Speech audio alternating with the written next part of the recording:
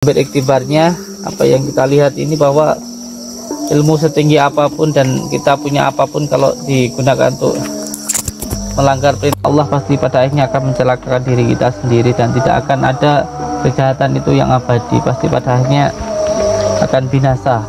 Allah wabarakatuh. Bismillah, alhamdulillah, syukurillah, wala haula wala quwata illa billah. Amma ba'd. Malam ini kita bisa bertatap muka, bersilaturahmi. Semoga kita semuanya bisa tersambung silaturahmi seduluran selawas sing welas Gusti Allah. Amin ya rabbal alamin. Alhamdulillahirabbil alamin.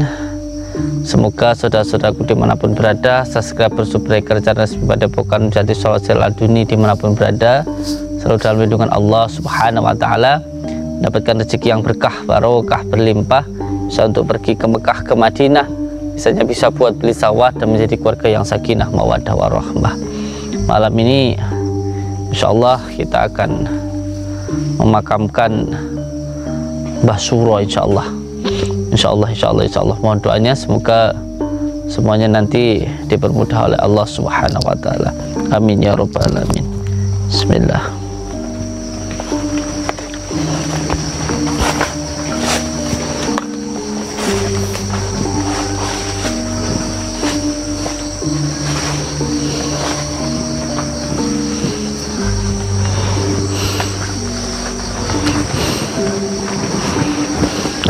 Kita makamkan nanti di tempat ini. Bismillahirrahmanirrahim. Subhanallah walhamdulillah wala ilaha illallah wallahu akbar. Haula wala quwata illa billahil aliyil azim. Allahumma shalli ala sayyidina Muhammad wa ala ali sayyidina Muhammad.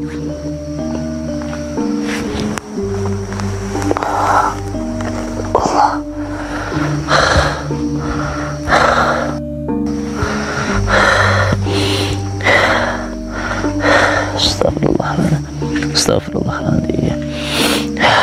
Mungkin insyaallah, mudah-mudahan saja ilmunya ini sudah luntur dan bisa kita kamkan. Mudah-mudahan ini sudah luntur ilmu-ilmunya.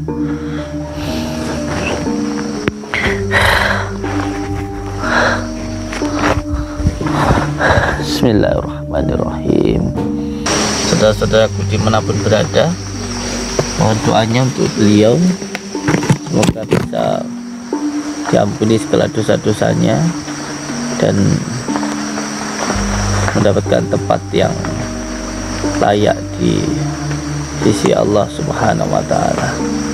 Kalau bagaimanapun beliau juga saudara kita sesama manusia. Kita tidak benci kepada orangnya, tapi kita benci kepada perbuatan atau kelakuannya gitu. Sehingga ketika beliau sudah wafat, tentu kita harus tetap mendoakan beliau, dan wafatnya beliau pun juga karena sudah menjadi takdir Allah lah, tentunya begitu. Tapi bisa diambil hikmahnya atau iktibarnya, bahwa setiap kita mempunyai apapun itu, entah keilmuan atau kesaktian apapun, apabila digunakan untuk di jalan yang salah, pada akhirnya tetap akan kalah. Yang salah pada akhirnya akan salah, akan hancur. Jadi kalau kita mempunyai sesuatu hal yang diberikan Allah, maka gunakanlah apa yang diberikan Allah kepada kita itu di jalan Allah. Jangan sampai kita gunakan untuk suatu hal yang dilarang oleh Allah. Dan ini nanti kita makamkan dan selayak-layaknya insyaallah. Semoga saja ilmunya yang beliau miliki itu sudah benar-benar luntur, karena sudah kita tempatkan di air terjun. Insyaallah semoga saja bisa luntur dan nanti bisa kita makamkan dan tidak penuh dengan kekuatan-kekuatan jin lagi, kekuatan-kekuatan syaitan lagi. Semoga saja nggih. Mungkin ada komentar-komentar dari saudaraku. sebelum kita tempatkan nanti di Mawari, lalu kita sholat dan kita kubur. Ada komentar kan? Ada, kameramennya suruh deketin, katanya masih hidup atau kan, dipastikan dulu apa, nanti soalnya udah nyentuh tanah, takutnya jebakan aja apa. Ya, coba, enggak apa-apa, deket aja enggak apa-apa, lebih dikit lagi enggak apa-apa. Astagfirullah. Iya.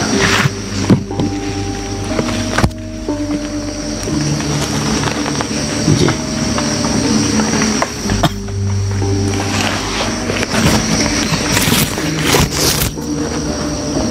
Mudah-mudahan nanti sudah benar-benar hilang ilmu hitamnya. Nanti kita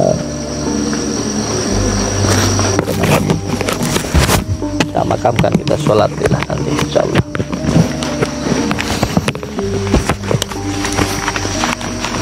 Untuk semua saudara-saudara dimanapun berada, ucapkan terima kasih karena berkat dari doa saudara-saudaraku semuanya, alhamdulillah kita mengalahkan Mbah Suro ini, dan insyaallah sebentar lagi nanti kita kafani. Saya hanya ingin, sebelum saya benar-benar saya pendam apakah ini benar-benar sudah hilang secara jelas dan secara tuntas atau belum. Ternyata sudah tidak hidup lagi, nanti kita makamkan. Yang jelas untuk semua saudara-saudaraku dimanapun berada, jangan pernah takut dengan yang namanya dukun santet, teluh, dan juga tenung. Takut hanya kepada Allah, karena jin itu adalah makhluk yang sangat lemah. Kita lah yang kuat, jadi kita tidak boleh takut dengan kekuatan sihir, tenung, teluh, dan lain sebagainya, yang semuanya itu atas bantuan jin. Dan jin itu nggak akan bisa masuk ke dalam diri kita asalkan di dalam diri kita itu tidak ada jalan-jalan masuknya jin. Jalan masuknya jin itu yang pertama adalah marah, yang kedua adalah sedih, yang ketiga adalah waswisu fisudurinasi minal jinnati wal nas, yaitu was-was. Maka oleh sebab itu jangan sampai ada tiga hal ini, yaitu gampang marah, gampang sedih, dan was-was.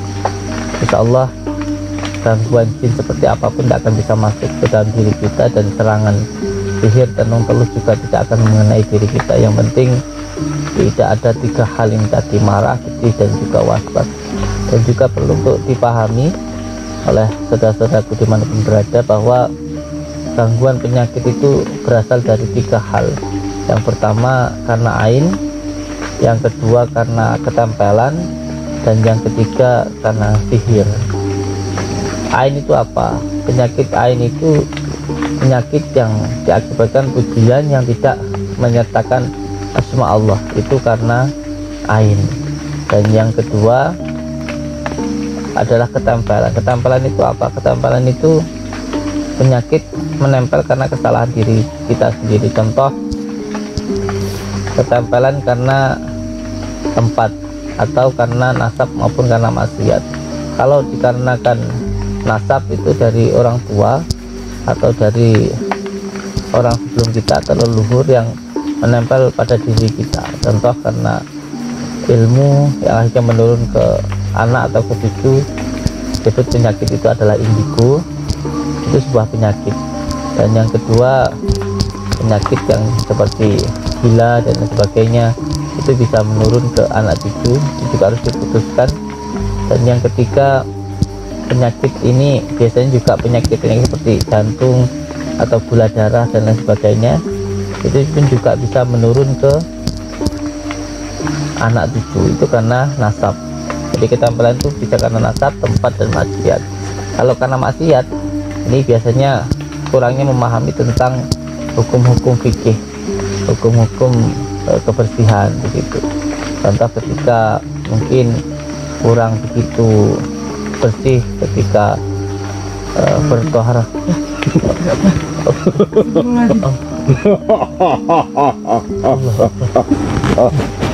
Kok masih hidup?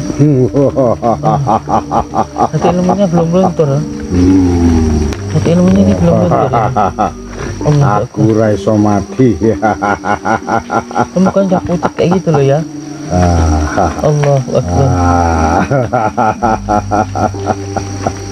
Huha huha huha huha. Ngomongnya aku tuh mau raiso mati. Kita kepala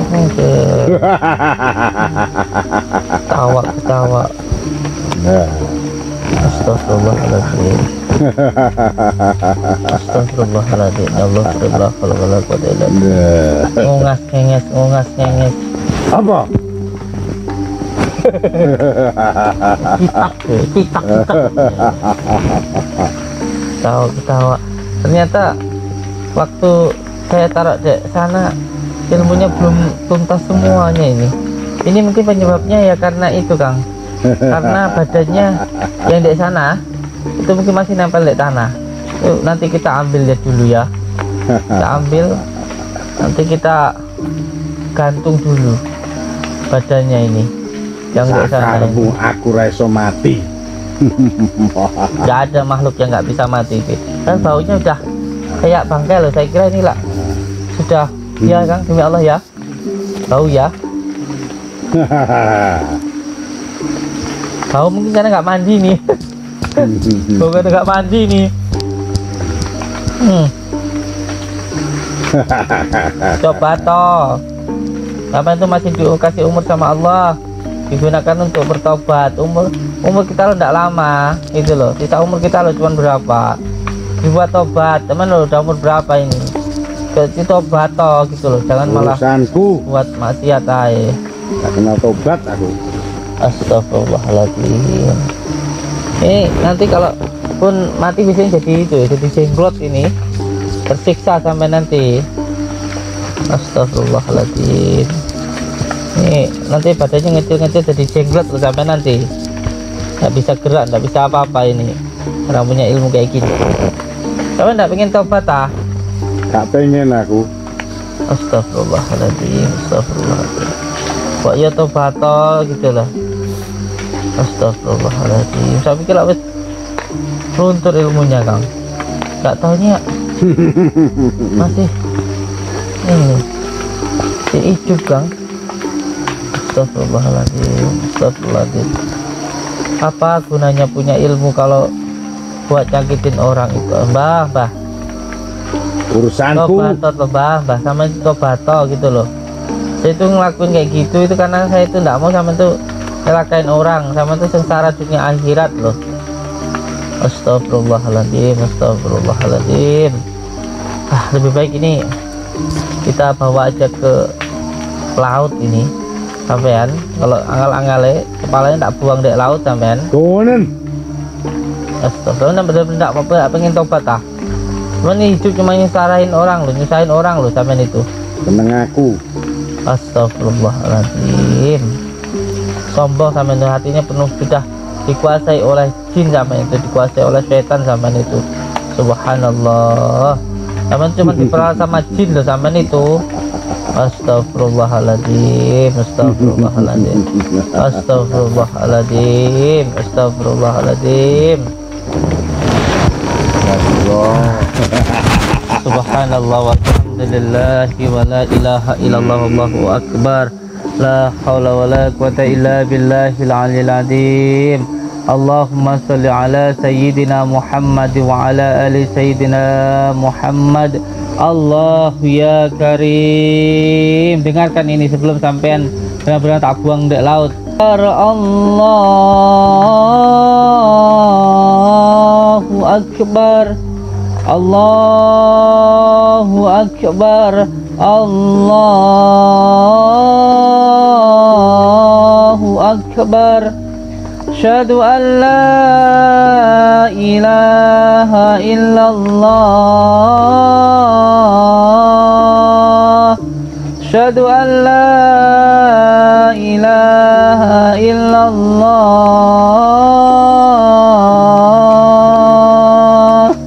Asyhadu anna Muhammadar Rasulullah. Asyhadu anna Muhammadar Rasulullah.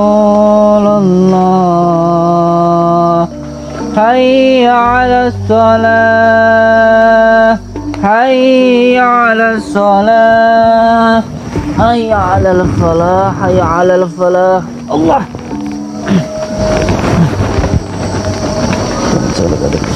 Allah. Bawa aja. Ini karena mungkin salah satunya karena badannya yang di gua itu masih menempel di tanah dan masih diurus sama anak buah-buahnya itu mungkin. Jadi nanti ini kepalanya kita bawa ke laut, lalu kita buanglah di laut, dan badannya juga nanti kita ambil dan kita kuburkan nanti menyeberangi sungai, insyaallah.